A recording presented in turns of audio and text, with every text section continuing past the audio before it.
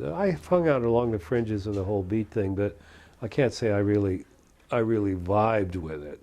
I was much too bashful to get it, kind of into it. But I remember asking Larry Ferlinghetti and Mike McClure. The first day I was in San Francisco, I went up to City Lights, and there was Larry Ferlinghetti talking to Mike McClure, and I introduced myself and had a certain cachet because my dad's name resonated a little bit with him, you know. And they said, and I said, well, who are the composers in town? Who should I meet? They said, well, there's this guy Morton Subotnick. You probably would like, you know. And so that was '57. It took me 5 years. And the die was cast. Then the die was cast, right?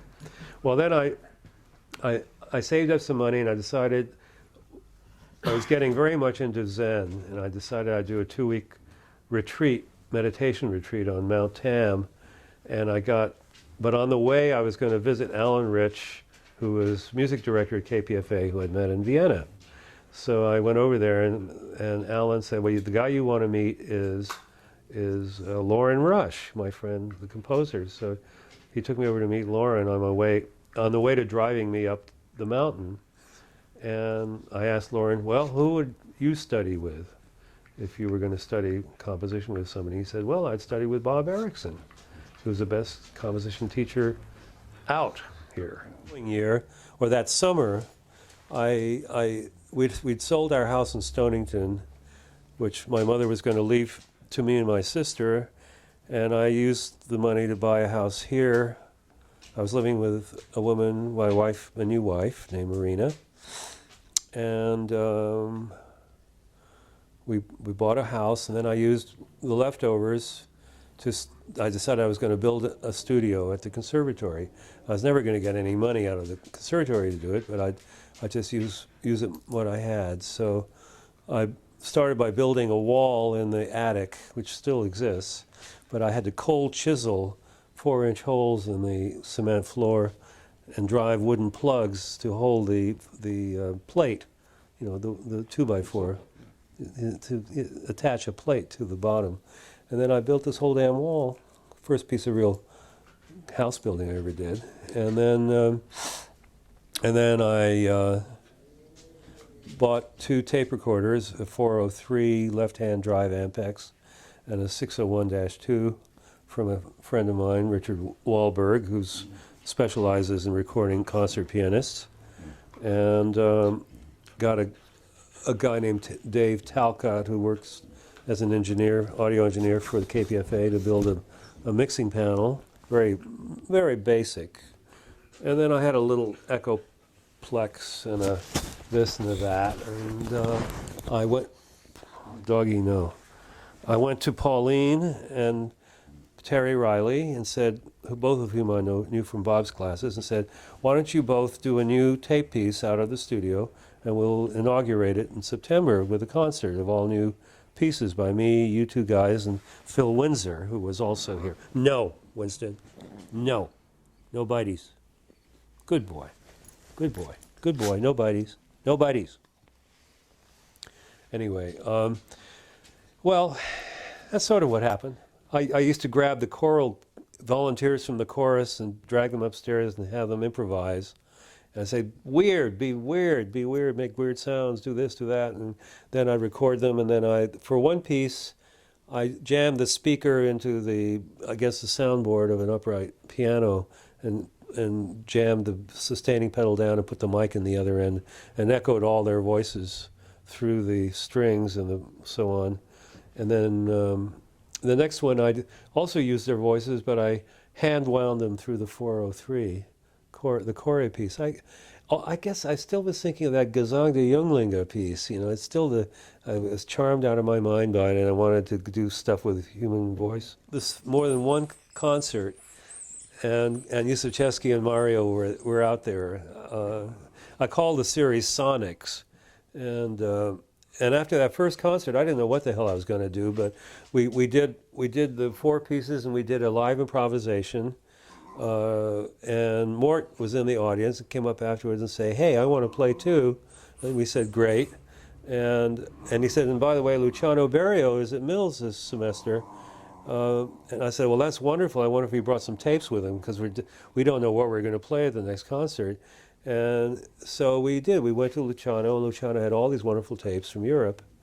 Henri Pousseur and God knows who all, and of course his own stuff.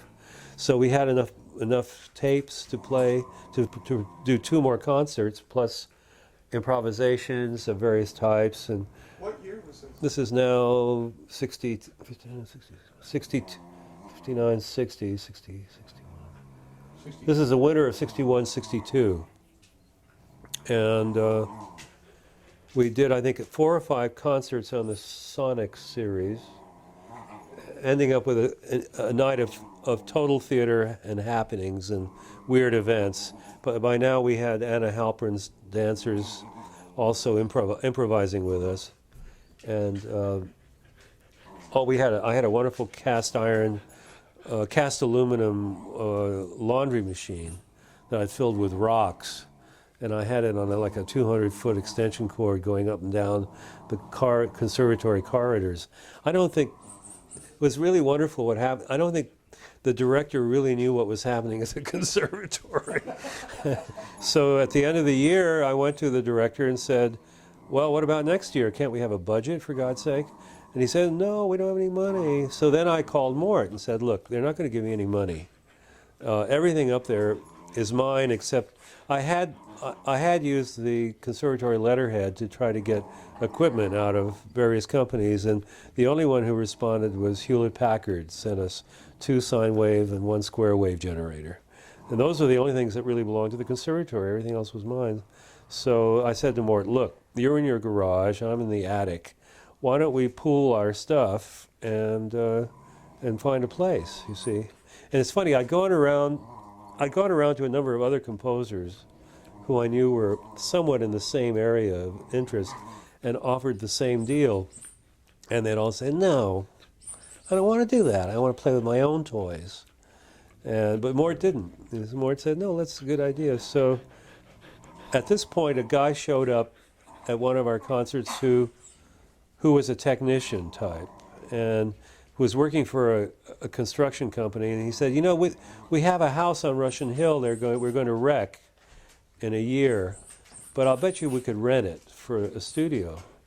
And so we did. We rented a house on Russian Hill. It was an old Victorian, and that was the first year of the Tape Center in that house. And we had a pretty good year until I burnt the place down by mistake. Was it you that burned it down, or was it the guy living in the attic? It was me. Oh, okay. We used to joke about it and say our last event will burn the place down since it's going to be wrecked. And we had rented 321 to Visadero and moved all of our stuff over there of any value. And I'd gone back, we were subletting to various people on the second floor, and I went back to sort of say goodbye and collect the rent one last time. And there was a guy renting the attic, and we didn't know where the power for the attic was, and he was on an extension cord. And I took one last look for the fuse box, and I found it in the closet of a bedroom on the second floor. And there were fuses just stacked by the box. I just screwed one into an empty one, and I looked up, and yeah, the lights went on. Great. So then he walked down with me, and we were standing outside, and I looked up, and there's this orange glow coming out of his window. And so he rushes up and breaks the glass in the window, yelling fire. And we call the fire department. By the time they come, there's flames shooting 20 feet in the air out of the roof. And some of our regular concert subscribers showed up. They'd heard about it on the news. They said, oh, wow, he's really going to do it, I guess. So they were standing around. Never say stuff like that, Ramon. They were standing around watching this thing. But remember, one thing I discovered in the conservatory attic was when I wanted to do a complex mix, I would do a dry run and dictate all the moves onto a tape. Pot number 4, now up to 7, down to 3. And I'd make a tape of all the moves I had to make. And then I'd go back and put that tape on and then do the mix. And these were rotary pots. Yeah, so that I would know. It was just a neat little way to work. Then the summer of the tour summer was what, 64? 64? Then that summer we toured and did about 5 concerts cross country, I think. Cincinnati, Conservatory, Ball State Teachers College. And we ended up in Maine, but there was at least one. Minneapolis. And I think it was one more. Well, anyway, and then after that was over, I was signed in at the Columbia Princeton studios to work for 2 or 3 weeks with Mario, and that was fun. I worked first in the old studio, which I guess they're going to rebuild for the public library show. That's what I heard.